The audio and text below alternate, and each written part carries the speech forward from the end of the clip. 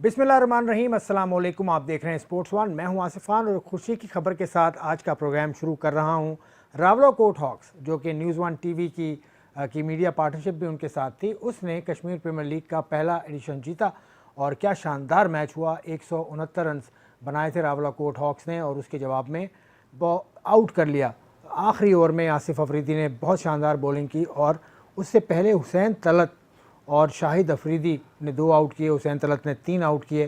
तो हुसैन तलत मेरे साथ हैं, मैं ज़्यादा वक्त नहीं लूँगा उनका क्योंकि वो ट्रैवल कर रहे हैं और सिग्नल्स का भी कुछ इशू है। हुसैन तलत, बहुत बहुत शुक्रिया आपके ज्वाइन इन करने का। आप दरमियान में सफ़र में रुके हैं हमारे लिए। सबसे पहले तो बहुत बहुत मुबारक हो, आपने बड़ा अच्छा कल खेल पेश किया।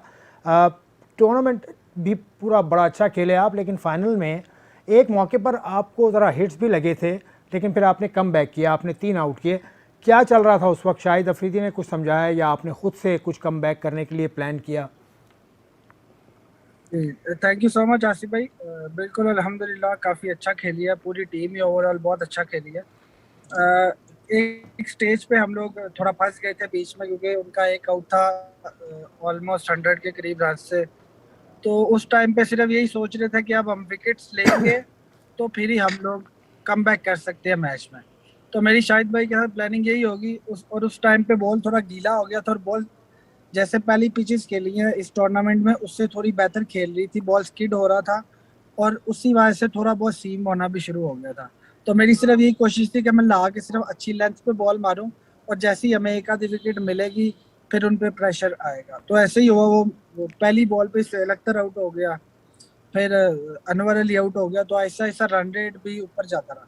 अच्छा हुसैन तलत, ये बताओ, पूरी पूरी टूर्नामेंट में आपने बैटिंग भी बहुत अच्छी की, बॉलिंग भी आपने बड़ी अच्छी की। अब पाकिस्तान टीम में वापसी के लिए उम्मीद है? कितनी उम्मीद है अब?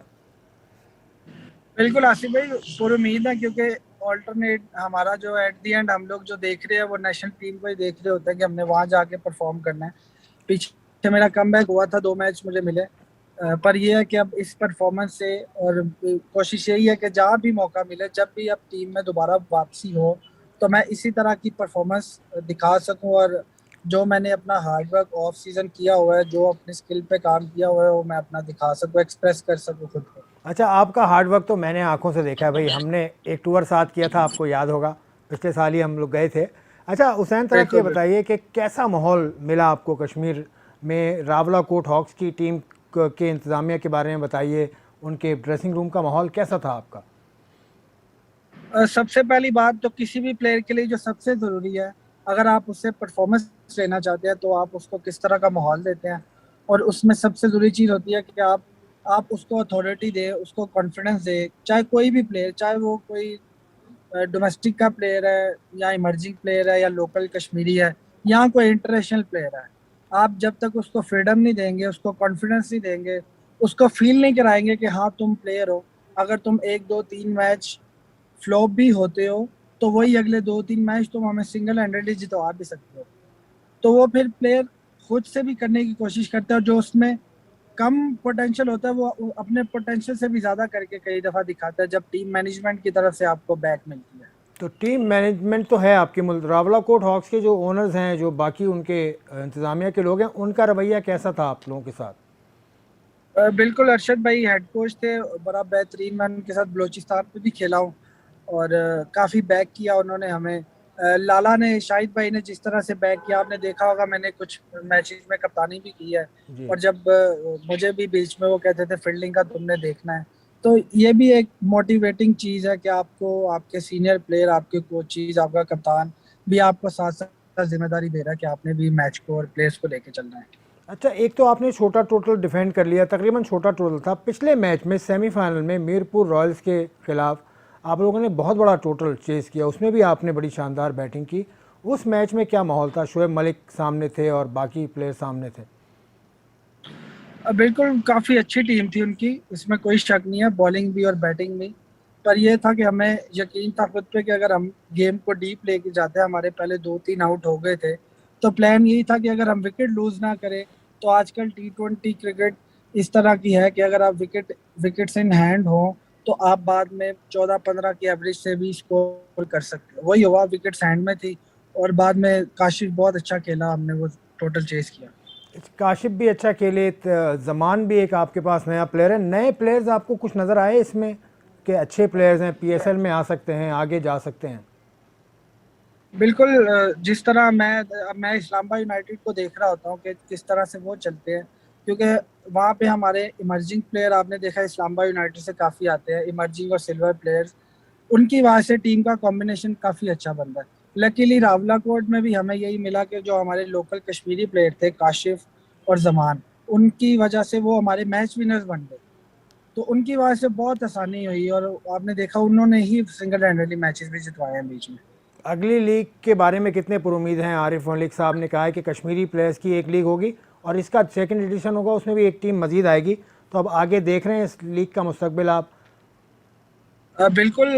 मैं पहली दफ़ा मुजफ्फराबाद खेला, माहौल बहुत अच्छा है, क्राउड बहुत अच्छा है, विकेट्स आपने देखी है बेहतरीन है। और हम चाहते हैं कि कश्मीर में भी मुजफ्फराबाद में भी ये वाली लीग होती रहे, जिसमें पीएसएल के बाद हम पाकिस्तानी प्लेयर्स का इंटरनेशनल जो खेले हैं, डोमेस्टिक वाले जो प्लेयर्स हैं, लोकल कश्मीरी हैं, उन सब का बहुत फ़ायदा है और सीखने को बहुत चीज़ें मिलेंगी।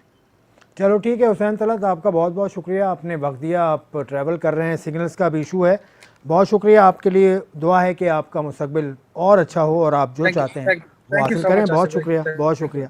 इनकी परफॉर्मेंस बड़ी अच्छी रही रावलाकोट की तरफ से। रावलाकोट ने जो फाइनल का जीता है, 169 रन बनाए थे रावलाकोट ने, जो कि ऐसा लग रहा था कि इतने कम रन हैं, क्योंकि उससे पहले मैच में 237 रन का हदफ 236 रन के जवाब में हासिल किया था रावलाकोट हॉक्स ने। और उनके काशिफ अली ज़बरदस्त रहे, उन्होंने निफ सेंचुरी बनाई, फाइनल में सेंचुरी बनाई उन्होंने सेमीफाइनल में। हुसैन तलत ने भी बड़ा अच्छा खेला और इस तरह से ये टीम जीती। मैं समझता हूँ कि हुसैन तलत, आसिफ आफरीदी जिन्होंने आखिरी ओवर किया था, और शाहिद आफरीदी, इन तीन की वजह से बहुत फ़र्क पड़ा। इन तीनों ने मिलाकर कुल 8 खिलाड़ी आउट किए थे अपने 12 ओवर्स में और तकरीबन 70-71 रन दिए थे। तो ये टर्निंग पॉइंट साबित हुआ। शाहिद अफरीदी को मुबारक हो और रावलाकोट हॉक्स के ओनर्स को मुबारक हो।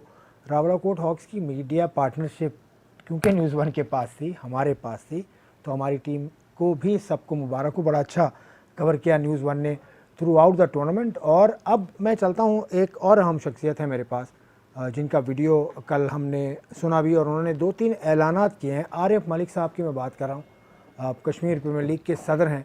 उन्होंने 2-3 ऐलान किए हैं। एक तो कश्मीर में एकेडमी बनाने का ऐलान किया है, उसके अलावा कश्मीर प्रीमियर लीग में एक और टीम के आने का ऐलान किया है, और एक जो सबसे बड़ा ऐलान उन्होंने किया वो है कि कश्मीरी प्लेयर्स पर मुश्तमिल एक T20 लीग और कराएंगे। वो कुछ महीने के बाद उसका बाकायदा ऐलान होगा। आरिफ मलिक साहब ने कहा क्या, वो आप उनकी ज़बानी खुद ही सुनिए। आजाद कश्मीर के बच्चे, इस दफा 5 बच्चे खेल रहे थे हर टीम में। Now we are going to launch KT20 for the people of Azad Kashmir. Azad Kashmir के बच्चे होंगे। कश्मीर T20 का एडिशन 1 आप इंशाल्लाह ताला करीब आप देखेंगे, विद इन 2-3 मंथ्स हम प्लान कर रहे हैं। उसमें सारे कश्मीरी बच्चे होंगे। ऐसे ही टेलीवाइज होगा इंशाल्लाह, ऐसे ही ब्रॉडकास्ट होगा। कश्मीर प्रीमियर लीग की 106 टीम्स हैं, 6 फ्रेंचाइजेज हैं। आपने देखा कंपटीशन में सारे थे, फाइनल में 2 टीम्स यहाँ पे मौजूद हैं। Now we are going to launch 7th team in season 2 of Kashmir premier league. तो ये थे आरिफ मलिक साहब, इनसे पहले हुसैन तलत साहब। दोनों ही ने अहम किरदार अदा किया है। हुसैन तलत ने जिस तरह से परफॉर्मेंस दी वो आपके सामने। आरिफ मलिक साहब की ये काविशें थी। आरिफ मलिक साहब की टीम है, तैमूर साहब हैं, और सबसे बढ़कर शहरियार अफरीदी जो मिनिस्टर हैं पाकिस्तान गवर्नमेंट के, उनका किरदार बड़ा अच्छा रहा। आज़ाद कश्मीर की हुकूमत का किरदार बड़ा शानदार रहा। और ये लीग ना होते क्योंकि ये कल तकरीब जो हमने सुनी न्यूज़ वन पर, आपने लाइव देखी थी, उसमें भी ये कहा गया कि बहुत सारे इसमें मसाइल आए लेकिन वो मसाइल हल होते चले गए। तो नीयत जहाँ साफ़ हो वहाँ मंजिल आसान होती है। अब मैं एक ब्रेक लूँगा और ब्रेक के बाद में प्रोग्राम के दूसरे हिस्से में आपको उस शख्स से मिलाऊँगा जिसका ये दावा है कि पाकिस्तान में खेलों की जो हालत है, एक तो वो उसको डिफ़ाइन करेंगे कि क्यों है, POA का क्या मसला है, पाकिस्तान स्पोर्ट्स बोर्ड में क्या मसला है, अखराजात क्यों इतने हो रहे हैं, फिर भी हम नताइज हासिल नहीं कर पा रहे हैं। उनसे मैं मिलवाऊँगा आपको। उनके पास सोल्यूशन भी है। उनका कहना है वो 25 बरस से एक एसोसिएशन को चला रहे हैं, 25 बरस से वाबस्ता हैं उस एसोसिएशन से, और अब उसके चेयरमैन हैं। मैं बताऊँगा आपको नाम इस ब्रेक के बाद।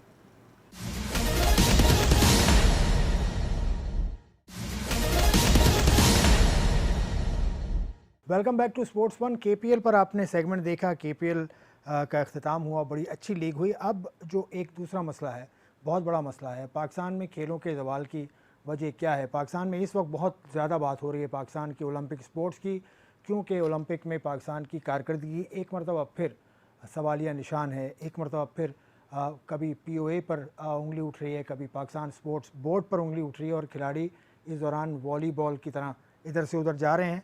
आज बहुत आम शख्सियत है मेरे साथ, आलमगीर शेख उनका नाम है। नाम ही काफ़ी है, लेकिन 25 बरस की उनकी खिदमत के एवज़ उनको 2017 में प्राइड ऑफ परफॉर्मेंस दिया हुकूमत पाकिस्तान ने। बड़ी कामयाबी है, लेकिन उनके अंडर जिस तरह पाकिस्तान स्नूकर एसोसिएशन ने कारहाय नुमाया अंजाम दिए, वो भी किसी से कम नहीं है। तकरीबन 60 मेडल्स, तो अभी कुछ अरसा हुआ है, तकरीबन 10 बरस में ही 60 मेडल हासिल कर लिए हैं।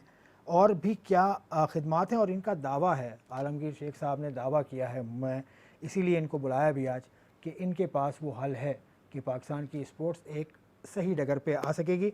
बिल्कुल आ सकती है, क्योंकि स्नूकर फेडरेशन या एसोसिएशन, स्नूकर एसोसिएशन जिस तरह से चली है, अगर वो ही मॉडल सब अपना लें तो मेरे ख्याल से मामला हल हो सकता है। आलमगीर शेख साहब, आपकी आमद का बहुत बहुत शुक्रिया। अस्सलाम वालेकुम। थैंक यू आसिफ, आपने मुझे बुलाया, I am grateful, thank you so ये मैं मच। फेडरेशन कह जाता हूँ बार बार, एसोसिएशन ये फेडरेशन है ये। अक्सर हम क्रिटिसाइज़ हो रहे हैं इसके ऊपर, और हमने अपनी जनरल बॉडी से इसको फेडरेशन का अप्रूव करा लिया, बट डॉक्यूमेंटेशन के अंदर इतनी ज़्यादा हैसल्स हैं कि वो हम उसको फेडरेशन में कन्वर्ट नहीं कर पा रहे हैं। बट नेवरलेस इस टारगेट साल की टेन्योर में हमारा टारगेट है कि हम किसी तरीके से इसको फेडरेशन करा लें। फेडरेशन और एसोसिएशन में बुनियादी फ़र्क तो एक तो सूबाई होती है एसोसिएशन, और फेडरेशन वफाक की होती है, और कोई ख़ास फ़र्क होता नहीं, है? कोई ख़ास फ़र्क नहीं, कोई ख़ास फ़र्क नहीं। एसोसिएशन भी फेडरल पे हो सकती है, नहीं ग्रांट का भी, किसी चीज़ का कोई मसला नहीं। ग्रांट का मसले तो बड़े हैं जी। जी, मेरे वो पास तो लिस्ट है पूरी कि 31 फेडरेशन, 31 जो मुख्तलिफ फेडरेशन हैं उनको ग्रांट दी है, और उसके अलावा एग्जीक्यूटिव बोर्ड भी बड़ा शानदार है आपका, उससे भी मैं बात करूँगा। लेकिन इस पे आने से पहले ज़रा स्नूकर के बारे में बताइए। पिछले 25 साल से तो आप कर रहे हैं, तकरीबन 25 बरस पहले ही मोहम्मद यूसुफ ने जीती थी चैम्पियनशिप। हाँ, 92 में जीती थी। उसके बाद से अब तक स्नूकर ने क्या बड़े कारनामे अंजाम दिए हैं? देखिए, मैं वो अगर वहाँ से अगर हम शुरू हों यूसुफ से, तो खैर फिर तो मेरे ख्याल में हमारे 30 साल हो जाते हैं। बट मैं जो हिस्ट्री लेकर आया हूँ, जो मेरे पास है इस वक्त 10-20 साल की है, 2010 से लेके 2019 तक की। ठीक है। तो जिसमें हमारे 15 गोल्ड हैं, ठीक है। 16 सिल्वर हैं और 29 ब्रॉन्ज हैं, तो टोटल 60 मेडल हैं। अच्छा, मैं यहाँ बताता चलूँ कि जिसमें 2 दफ़ा वर्ल्ड कप जीता या आसिफ ने, 60 कंट्री पार्टिसिपेट करती हैं। It's not like the SAARC games or SAFF games and all. Asian games में भी भाई कम से कम 25 से 28 कंट्रीज पार्टिसिपेट। तो it is always been a very tough competition there. तो वो वहाँ से जीतना, और मुझे याद है कि हम वहाँ जब पहली दफ़ा आसिफ जीता था बुल्गारिया में, तो वो मेरे ख्याल में 14 मैच लगातार जीता था, एक भी नहीं हारा, तब जाके वर्ल्ड चैम्पियन बना था। इसी तरीके से अंतालिया में भी ऐसा ही हुआ, एक आध मैच हारे भी थे वो, but he was not well. तो ये जहांगीर खान और जानशेर के बाद वाहिद एथलीट हैं जो 2 दफ़ा वर्ल्ड कप जीते हैं, और टीम इवेंट भी जीते हैं, 6 रेड का भी वर्ल्ड गोल्ड मेडल जीते हैं। और अब मुझे लगता है कि ये यूसुफ के बाद सबसे बड़ा प्लेयर बनने वाला है, क्योंकि 40 साल के बाद यूसुफ ने मास्टर्स का वर्ल्ड कप जीता था। अब तो ये भी 40 साल के बाद अभी करीब करीब है, बट अभी तो एमेचर खेल रहे हैं। तो अभी तो क्योंकि he is still the world champion, क्योंकि ये 2019 में हम अंतालिया में जीते थे, उसके बाद से वर्ल्ड चैम्पियनशिप हुई नहीं। तो जब तक नई चैम्पियनशिप नहीं होगी, ये चैम्पियन नहीं रहेगा। नहीं, आप कहना क्या चाह रहे हैं? मतलब इतनी सारी ये जीत के बाद कुछ इनाम बनता है आपका? आपको इनामात नहीं मिले? इनामात तो पिछले साल जो पहला वर्ल्ड कप था उसमें आसिफ का, मैंने आपको बताया जैसे मेडल टैली में लिखा हुआ 1 करोड़ रुपया, क्योंकि पाकिस्तान स्पोर्ट्स बोर्ड इसको मानता नहीं है। तो आसिफ बहुत परेशान रहे, कई दफ़ा मुझसे भी बात हुई। तो फिर एक दफ़ा कहीं किसी ने एडवाइस दी कि आप कोर्ट में चले जाएं। हमने कहा हम तो अपने प्रिंसिपल स्पोर्ट्स बोर्ड है हमारा, हम तो नहीं जा सकते, आपने जाना चले जाएं, और कोर्ट में अगर कोई बात होगी तो हम आपको सपोर्ट करेंगे, क्योंकि जो सच्ची बात है वो करेंगे। बट वो भी नहीं गए, और भी जो साहब जाने वाले थे वो भी नहीं गए। अच्छा हुआ नहीं गए। और जब ये 2019 में जीते तो फिर भी वही हाल था। तो हमने उनको बहुत पहले अर्ज़ किया था, आज से 8 साल पहले एजाज चौधरी को मैंने एक मेडल टैली बना के दी थी और मैंने उसमें सारे गेम्स को कवर किया था। मैंने जहांगीर खान से भी बात की, मैंने समीउल्लाह साहब इस्लाह भाई से भी बात की, सबको बनू के सबको दिखा के मैंने एजाज चौधरी साहब को मेडल टैली भेजी थी और आप यकीन करें वो आज भी एज इट इज़ उसी तरह फाइलों में पड़ी है। उसकी वजह है ना, 15 साल पहले स्पोर्ट्स पॉलिसी बनी थी 2005 में आखिरी। जब ये शरफ- फहमीदा मिर्ज़ा मुशर्रफ साहबा साहब से के मैंने दौर- पूछा, ये मैंने आसिफ साहब जो कर्नल आसिफ जी आसिफ जो पीएसबी के अभी सेक्रेटरी हैं उनसे पूछा, दोनों प्रोग्राम्स बैक टू बैक चले हैं न्यूज़ 1 पे। जी। उनमें उन्होंने ये कहा था कि स्पोर्ट्स पॉलिसी में स्नूकर का जिक्र वैसे नहीं है, स्नूकर की चैम्पियनशिप को वो दर्जा नहीं मिलता क्योंकि एमेचर स्पोर्ट्स है आपकी। और जहांगीर और जानशीर से जो आपने मिलाया वो भी प्रोफेशनल खिलाड़ी थे, वो भी एमेचर में नहीं आते, तो शायद ये वजह है कि एमेचर स्पोर्ट्स खेलते हैं आप लोग अभी तक, इसलिए वो दर्जा नहीं मिलता आपको। नहीं, एमेचर तो ये सारे ही हैं पाकिस्तान में, जितने ये लोग खेल रहे हैं, जितनी भी 42 की 42 फेडरेशन है, सारी एमेचर ही खेल रही हैं। प्रोफेशनली तो कोई भी नहीं, रॉजर फेडरर के साथ तो कोई भी नहीं खेल रहा, शायद असामुल्लाह खेल रहा हो तो खेल रहा हो प्राइवेट इवेंट्स में, बाकी कोई भी ऐसी ऑर्गेनाइजेशन नहीं है। मैं तो ये कहता हूँ कि वर्ल्ड कप और ओलंपिक में तो 25 एक फेडरेशन तो क्वालिफाई भी नहीं करती हैं, आप मुझसे ज़्यादा बेहतर जानते हो। तो बाकी की फेडरेशन से हमारा कोई मुकाबला ही नहीं है मेरे ख्याल में। 31 फेडरेशन है जिनको ग्रांट अभी दी गई है, लिस्ट मेरे सामने है। अच्छा। आप कह रहे हैं कि मुकाबला नहीं है। एथलेटिक्स को 3 मिलियन रुपए दिए हैं एथलेटिक्स फेडरेशन को, हॉकी को 3.5 मिलियन, स्क्वॉश को 2.5 मिलियन, टेनिस को 2 मिलियन, ताइक्वांडो को 2 million, karate, weight lifting, wrestling, kabaddi, volleyball, rifle, और उसके बाद 12वें नंबर पर स्नूकर है। ये हाल है आपका। जी, मेरा यही हाल है, हमारी एसोसिएशन का भी यही हाल है। मैंने उनसे लिखा लेटर में जमान साहब को मैंने कहा ये डिस्क्रिमिनेशन क्यों किया आपने? कह रहे नहीं वो यूँ था, जो भी उनके रीज़न्स थे जो कि एक्सेप्टेबल नहीं थे, मैं उसमें ज़्यादा बहस में नहीं जा सकता उनके साथ, मगर यह कि उन्होंने डिस्क्रिमिनेट किया हमारी एसोसिएशन के साथ दोबारा। और मैं समझता हूँ कि किसी के बारे में बोलना नहीं चाहिए, बट ये मौका ऐसा है कि कुछ ना कुछ कह देना चाहिए, क्योंकि ना एथलेटिक्स की कोई परफॉर्मेंस है, ना स्क्वॉश की कोई परफॉर्मेंस है वर्ल्ड लेवल पे, और ना एशियन हॉकी की है, ना टेनिस की है। हॉकी की है, ना टेनिस की है, ना वो जूडो कराटे की है, कुछ भी किसी की परफॉर्मेंस नहीं है। ये देने वालों को सोचना चाहिए था कि उन्होंने ऐसा क्यों दिया। नहीं तो दिस इज रियली अनफेयर। इसमें कोई शिकायत नहीं हो सकती पीएसबी से कि क्यों एथलेटिक्स फेडरेशन को क्यों दिया? क्योंकि उनके सदर जो हैं वो थोड़ी सी आंखें दिखा चुके हैं इससे पहले। जनरल साई है जी। हाँ। और जो स्क्वॉश में वो एयर कमोडोर साहब है, माशाल्लाह, मैं क्या बोलूँ, अब उसके नीचे जाएंगे तो वो भी ब्रिगेडियर साहब हैं। तो मैं ये समझता हूँ कि ये डिस्क्रिमिनेशन इस तरीके से सोचना बड़ी ज़्यादती है। भाई आसिफ साहब से बात हुई थी तो उन्होंने कहा था वो तो नए नए आए थे उस वक्त, तो उन्होंने तो ये चीज़ नहीं बनाई, ये तो पहले से बनी हुई थी। उन्होंने तो बाकायदा कुछ ग्रांट तो ली भी नहीं उन्होंने, तकरीबन 400 मिलियन 44 करोड़ वापस किया उन्होंने। वापस नहीं किया, वो उन्होंने रिसीव नहीं किया। वो क्वार्टरली उनको पैसे मिलते हैं जो कि उन्होंने रिसीव नहीं किया, ये भी ऑन रिकॉर्ड वो कह चुके हैं। जी जी। तो ये तो अब सर चलते चलते बात आ गई तो मैंने कर दिया आपसे। आपका सर्किट क्या है, मतलब किस तरह का आपका डिस्ट्रीब्यूशन है सूबों में, फिर ऊपर वफाक में, किस तरह से होता है? आसिफ, ये भी बड़ा अच्छा सवाल है, क्योंकि ये हमारी अगली डिस्कशन के बड़ी रिलेटेड है। सबसे पहले बात तो ये कि पाकिस्तान स्नूकर एसोसिएशन के पास सिलेक्शन का क्राइटेरिया अपने पास नहीं है। मैं अगर किसी को सिलेक्ट करना चाहूँ तो नहीं कर सकता। साल में एक आध इवेंट या 2 साल में या 3 साल में ऐसा हो जाता है कि जहाँ हमारी डिस्क्रिप्शन होती है कि हम कर सकते हैं। लाइक हमारा सर्किट स्टार्ट हो रहा है पिछले 13-14 सालों से। आप देखते हैं कि आपको कैलेंडर मिल जाता है, उसके अंदर 12, 14, 15 इवेंट होते हैं, डोमेस्टिक भी होते हैं, इंटरनेशनल भी होते हैं। हम स्टार्ट करते हैं अंडर 16 से, फिर अंडर 19 कराते हैं, फिर अंडर 21 करते हैं। उन लड़कों को, उसमें से 6 लड़के हम निकाल के इन तीनों चैम्पियनशिप के बाद हम नेशनल चैम्पियनशिप करते हैं। वो लड़के जो हैं जूनियर्स हमारे सीनियर्स के साथ खेलते हैं। वो सर्किट होता है 54 बॉयज़ का, जो कि 12 हम रिटेन करते हैं पिछले साल से, 6 ये होते हैं, और 8-8 लड़के जो है हम हर सूबे से लेते हैं जो अपने प्रोविंशियल कप कराते हैं, सूबाई कप। तो ये मिला मिलू के इस्लामाबाद के भी 4 लेते हैं, तो ये मिला मिलू के 56-58 प्लेयर खेलते हैं नेशनल चैम्पियनशिप।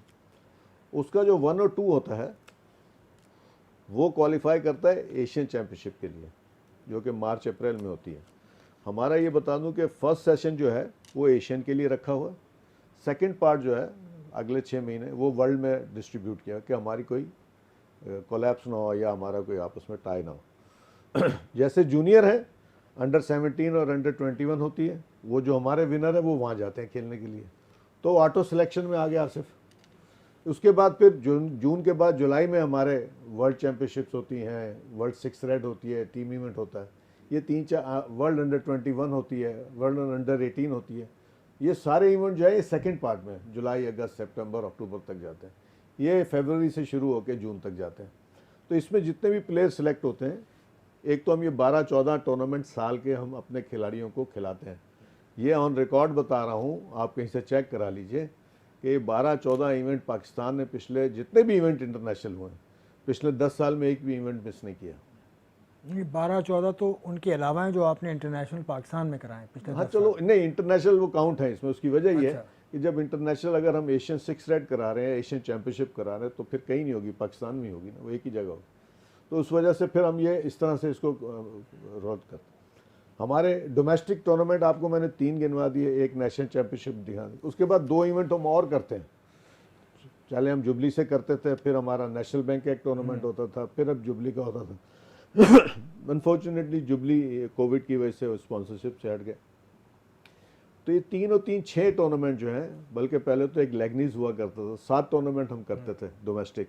जब आप 7 टूर्नामेंट अपने टॉप प्लेयरों को खिलाएंगे तो उसमें मैच टेम्परामेंट, और फिर आसिफ और सज्जाद और बिलाल और बाबर जैसे प्लेयरों के साथ वो खेलेंगे, तो जूनियर प्लेयर भी मोटिवेट होते हैं, और जो नए 8-8 प्लेयर हर सूबे से आते हैं वो भी मोटिवेट होते हैं।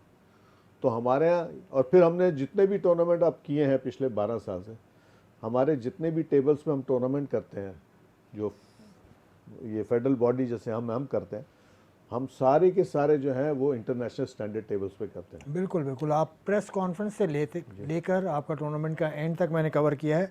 मुझे सिर्फ समझ में एक बात नहीं आ रही कि 10 लाख रुपए में ये होता कैसे है। 10 लाख रुपए सालाना आपको ग्रांट मिलती है, हाँ, तो ये होता कैसे? ब्रेक के बाद मजीद बात करूंगा आपके साथ आलमगीर शेख और साहब, और भी एक तफसील मेरे पास है, उस पर भी आपसे पूछूंगा इस ब्रेक के बाद।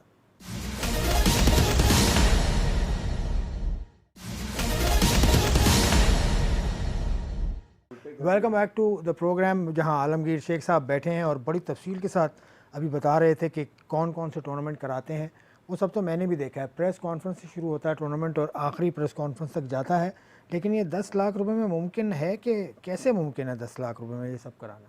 देखिए, मैं अपने नाजरीन को बता दूं, आपको भी बताऊं कि जितनी भी 42 फेडरेशन है पाकिस्तान स्पोर्ट्स बोर्ड के अंदर, उनको 2 किस्म की ग्रांट मिलती है। एक ग्रांट मिलती है एनुअल ग्रांट, जो आपके ऑफिस और एक्सपेंस वगैरह और स्टाफ की सैलरीज वगैरह की। दूसरी ग्रांट होती है स्पेशल ग्रांट, जो कि आपके इंटरनेशनल इवेंट्स के लिए होती है। तो पहले तो हमें ये 20-20, 25-25 लाख भी, दोनों ग्रांट्स 20-20 लाख भी देते थे। पिछले साल उन्होंने 20 लाख दी, इस साल इन्होंने 10 लाख कर दी, क्योंकि इस साल शायद कोई टूर्नामेंट ही नहीं हुआ नहीं।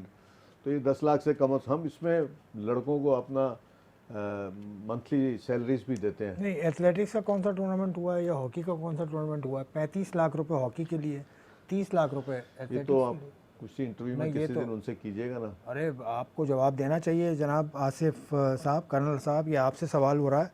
ताइक्वांडो को 20 लाख, टेनिस को 20 लाख, 25 लाख स्क्वाश को। खैर चलें, छोड़ें। अब ये मुझे बताएं कि पीएसबी और पीओए, इन दोनों का आपस में क्या झगड़ा आपको नज़र आ रहा है?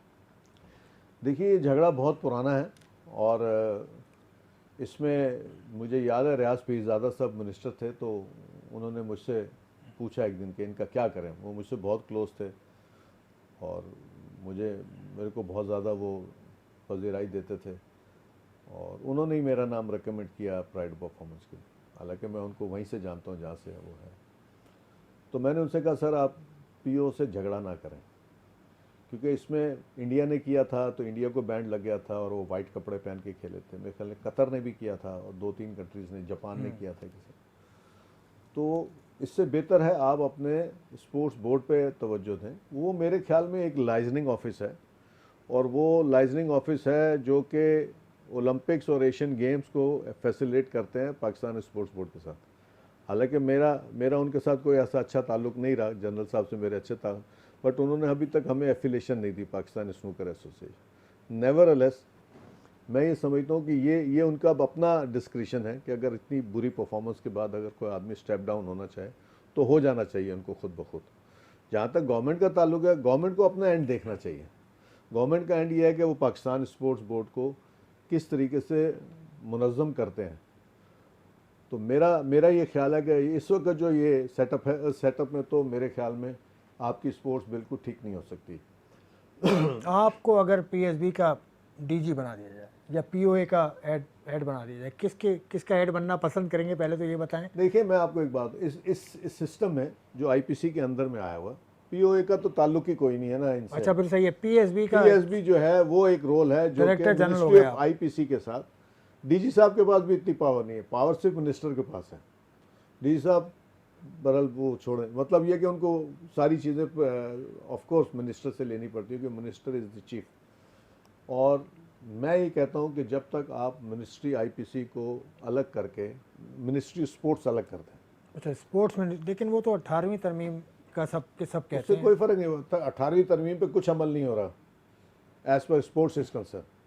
आपके पास कोचिंग सेंटर पड़ा हुआ है, 3-4 लाख गज जगह है नेशनल स्टेडियम के सामने, वहाँ हमें 100 गज का प्लॉट नहीं दे पा रहे हैं कि हम उसमें अकेडमी बना सके, इस जैसा कमरा के 4 टेबल लगा दें। तो वो आईपीसी की जो वो पॉलिसी है 18 अमेंडमेंट की, तो स्पोर्ट्स वहाँ से निकाल देना। आप आईपीसी करते रहें जैसे जैसे सूबाई काम करें, क्योंकि ना सिंध गवर्नमेंट इन्वॉल्व है स्पोर्ट्स में, ना फेडरल गवर्नमेंट इन्वॉल्व हो रही है इस तरीके से। अच्छा, आप डीजी स्पोर्ट्स बोर्ड हो गए जी? नहीं, मैं डीजी स्पोर्ट्स नहीं बनूंगा।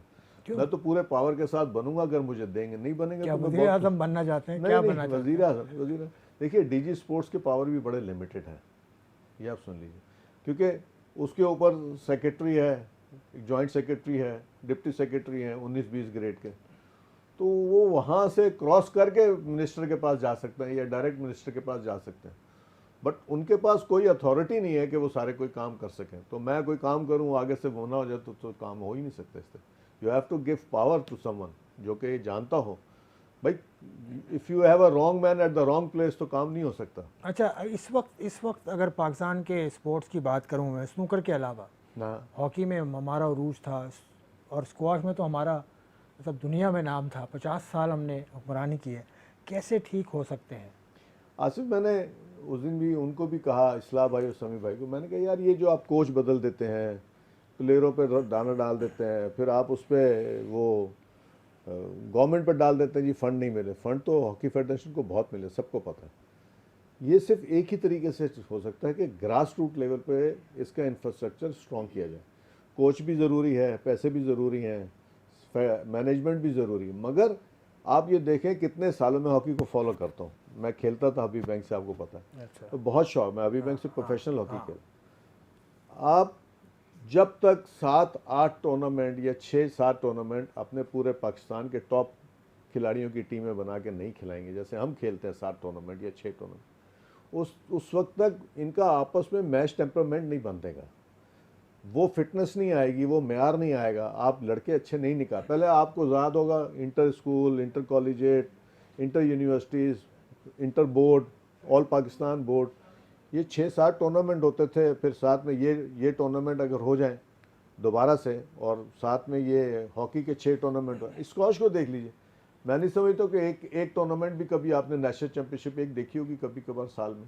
अगर साल के 6-8 लड़के खेलें तो लड़के निकलेंगे ऊपर से, क्यों नहीं निकलेंगे? आप जूनियर्स को भी ग्रूम करें, सीनियर्स के साथ लाएं, जूनियर्स की अलग करें, 17 की अलग करें, 19 की अलग करें, 21 की अलग अच्छा, करें। एज ग्रुप में नहीं होता यहाँ पे हॉकी में। कराची हॉकी एसोसिएशन तो कर रही है, कुछ काम कर रही है, लेकिन वफाक में आपने ठीक कहा। बट आसिफ भाई, इससे काम नहीं चलेगा, किसी का काम नहीं चलेगा। जैसे क्रिकेट में नहीं चल पा रहा, इतना पैसा होने के बावजूद नहीं चल रहा, मेरी उसमें भी बड़ी ज़्यादा रिजर्वेशन। क्रिकेट भाई में भी आपने इंग्लैंड जाना है, हाँ भाई आप मुजफ्फराबाद, मरी, भूरबन में ग्राउंड बना लेना यार, 4 महीने की ट्रेनिंग। आप जाते हैं इंग्लैंड से हार के आ जाते हैं, ऑस्ट्रेलिया जाना है, जाते हैं आपको तो ऑस्ट्रेलिया से जाए हार ना, के आ जाते क्वेटा हैं। जाए ना आप। मैं तो खैर कई दफ़ा गया हूँ क्वेटा।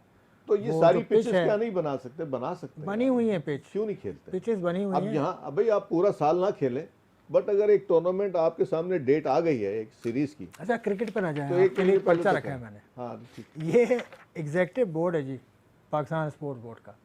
इसमें कोई 12 नाम है, जिसमें से अब कुछ बिजनेसमैन हैं, पाकिस्तान ओलंपिक एसोसिएशन के प्रेसिडेंट भी इसका हिस्सा हैं, शफीक अहमद अब्बासी चेयरमैन फार्मास्यूटिकल किसी कंपनी के चेयरमैन हैं, उसके अलावा फुटबॉल फेडरेशन के भी प्रेसिडेंट इसमें शामिल हैं, वो कि अभी फ़ुटबॉल तो सस्पेंडेड है।